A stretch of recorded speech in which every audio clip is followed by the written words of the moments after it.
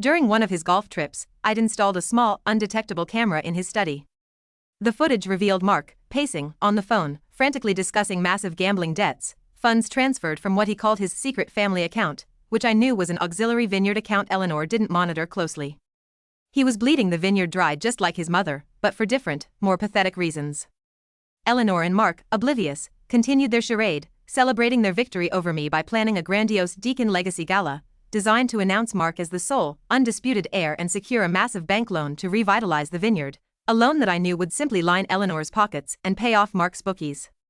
The night of the Deacon Legacy Gala arrived, a spectacle of false grandeur. 300 of the region's most influential investors, vintners, and socialites filled the grand ballroom, draped in silk and chandeliers. Eleanor was radiant in her emerald gown, sipping champagne, radiating smug confidence.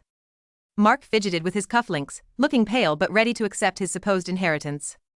I stood by the grand entrance, wearing a simple, elegant black dress, holding a single, unassuming manila envelope. The moment Eleanor tapped her champagne flute for silence, her voice ringing with false humility as she began her grand speech about the future of the Deacon legacy and her brilliant son, I knew it was time. As she finished, gesturing to Mark to step forward and accept the accolades, I took a deep breath. This was it. "Excuse me, Eleanor," I said, my voice cutting through the expectant chatter, polite but firm. Heads turned. "Sarah, dear, this is a business matter. Perhaps you can join us for dessert?" "Actually," I continued, ignoring her, approaching the stage. "Before Mark accepts his inheritance, I believe there's a vital piece of the Deacon legacy we need to discuss." I nodded to Uncle Thomas, who subtly activated a projector from the back. On the giant screen behind me, a series of meticulously prepared slides appeared, satellite images showing neglected grapevines, photos of failing equipment, and the vineyard's plummeting revenue reports for the last 3 years. These were juxtaposed with high-resolution images of Eleanor's new luxury car, the Cartier bracelet, and bank statements detailing transfers from the vineyard accounts directly to her personal ones, all marked as business expenses for her extravagant lifestyle. The murmur in the room grew into a shocked gasp.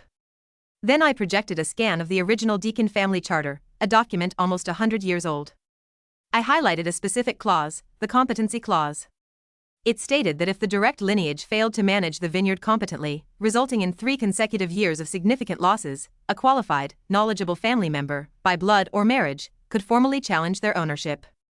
"This clause," I announced, "has been triggered. This is outrageous." She shrieked. But then I pressed play on a video clip. Next part on my profile.